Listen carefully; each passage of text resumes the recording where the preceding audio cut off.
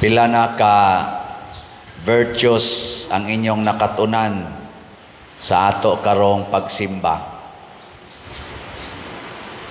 Pila na? 5. Sige, ang unang mga virtues kadtong maghatag ginatog paglaom kadtong naa sa hope. Ang H stands for humility. Ang O stands for obedience. Ang P stands for piety or prayer. Ang E stands for excellence. Dayon, ang cardinal virtues, upat sad na kabuok. Unsa toy una natong ipamalandungan gahapon? Prudence. Kanang prudence, mauna ang pagbuhat sa saktong panahon, saktong lugar, saktong paagi, o saktong tao. Muna'y prudence. O wa na siya, ang atong humility, obedience, prayer, and excellence, dili na sakto. Karon sad, ang atong pamalandungan, ang ikaduha nga cardinal virtues, nga mo'y atong murag bisagra sa mga virtues nga dili magkabuwag-buwag, mao ang justice, justisya. What is justice? Justice is lingi ay mong tupad ina. Kay bawo ka unsa na justice? Justisya. Mga lawyers ani may kayo. Sa akong nakatunan, sa akong pag-eskwela, dunay simple pero masabtan unya murag tan-aw nako accurate kayo nga pagkahatag og meaning sa justice. Matud pa, justice means to give what is due to a person. Unsay angay sa tao ihatag. Mao na nga doon natay gitawag sa atong balaod og Bill of Rights. Mga katungod nga angay natong ihatag. Nya doon na sa tay duties and responsibilities para ipatuman ang Bill of Rights. Lingiya ang imong tupad. Ingna, sige kaghatag sa akong Bill of Rights.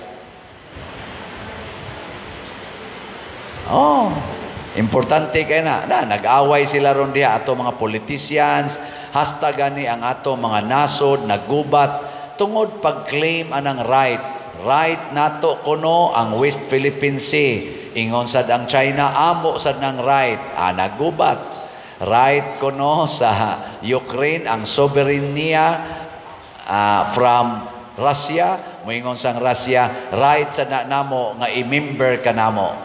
Gubat. Nadaghan kayong rights diha. Ang ato sang mga legislators, right kuno na nila nga ilag yung kunong pamatud-an ang hustisya sa EJK o kadtong confidential fund. Right sa diri speakers nga mudipinsa uban pa diha gaaway sila. Naggubat na ang rights. Karon sa atong simbahan, sa konteksto sa atong pagtuo, dunay para nako tulo ka basic rights nga kun ato ning tumanon all the rights nga gi-set sa atong legal paradigms matuman.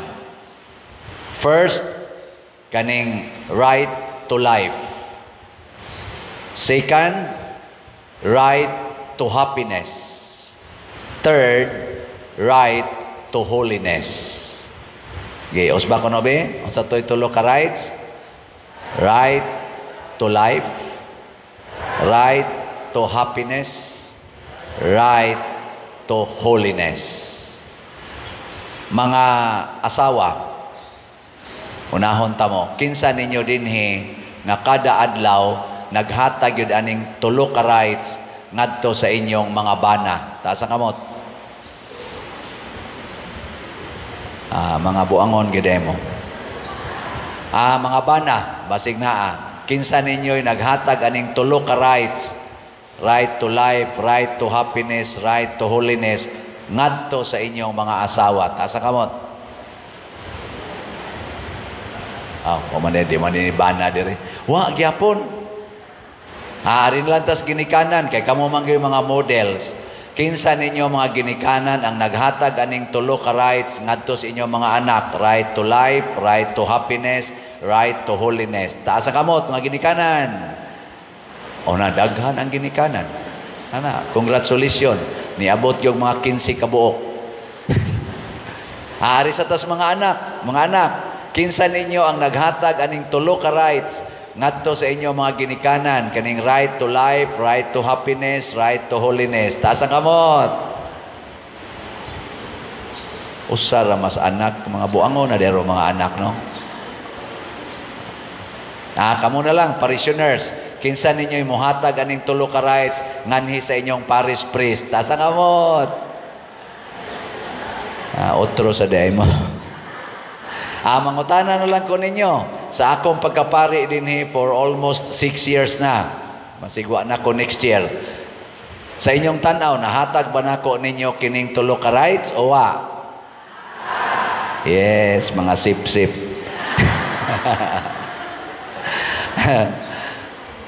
Importante kayo Sige, atong pamalandungan, si Maria, si Jesus, ug ang Ginoo.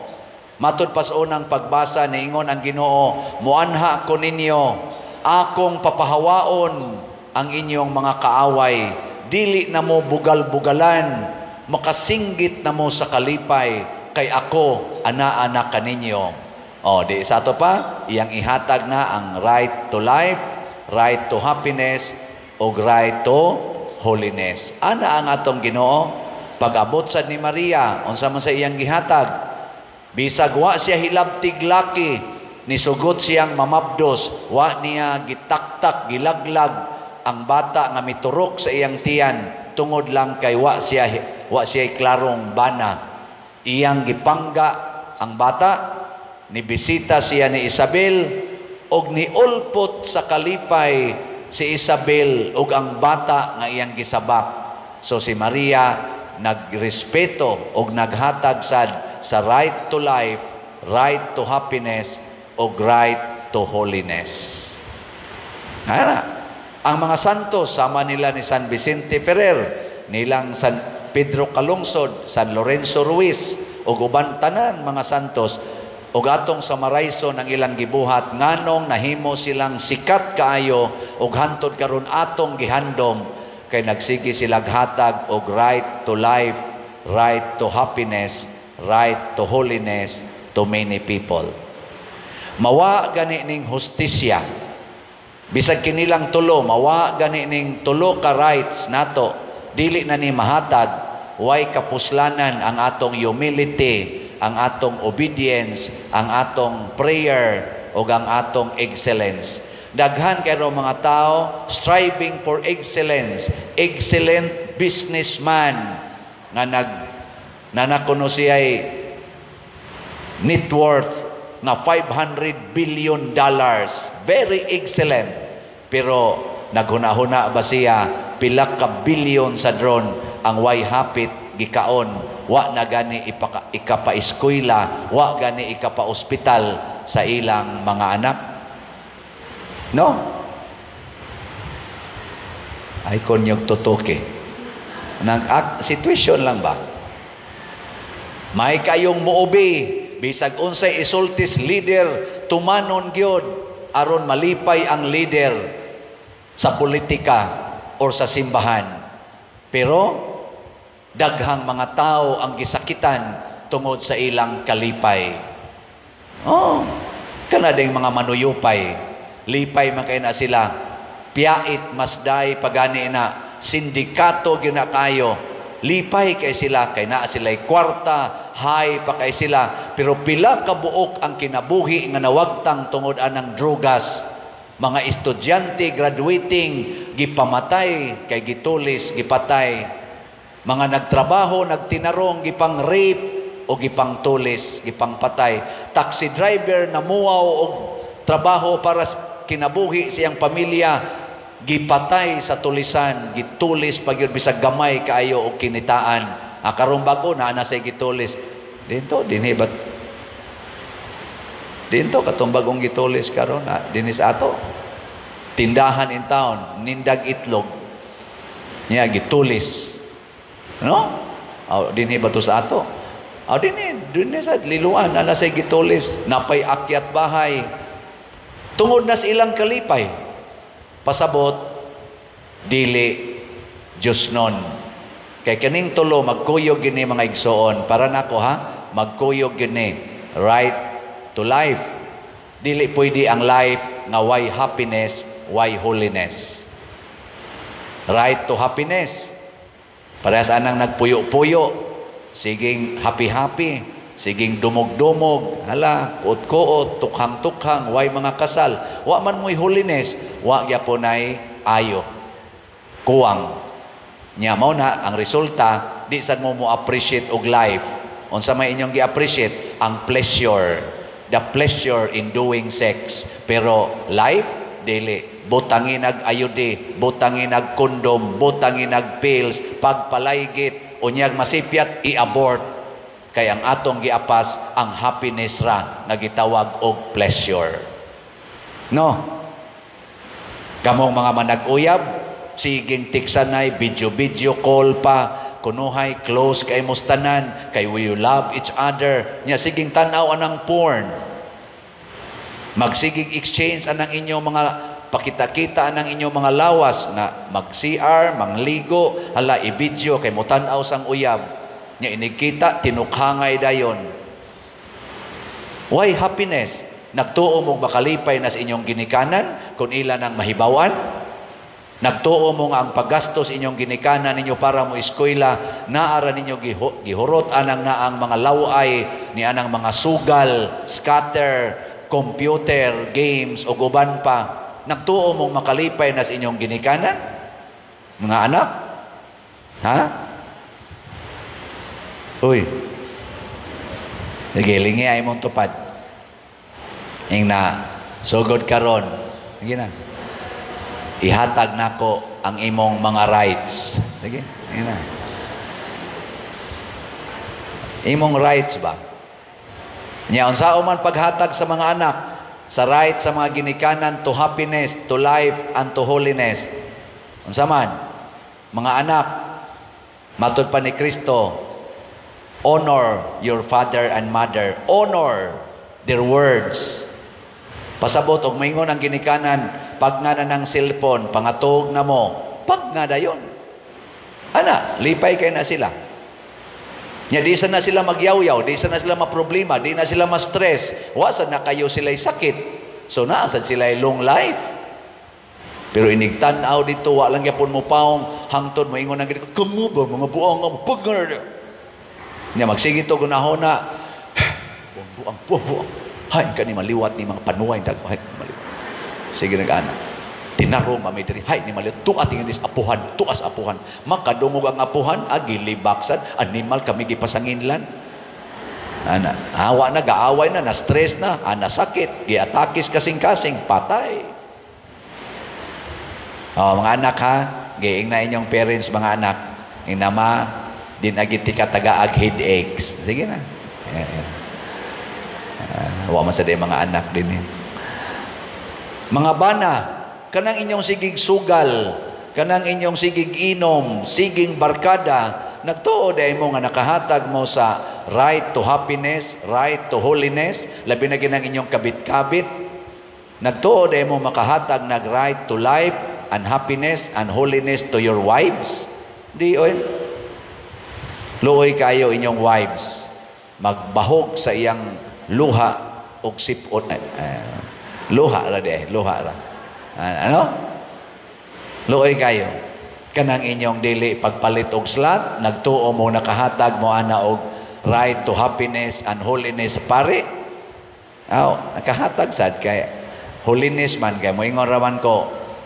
Bahala nagway halin ang slat, padayon kong magpabaga sa naong sa pagbaligya.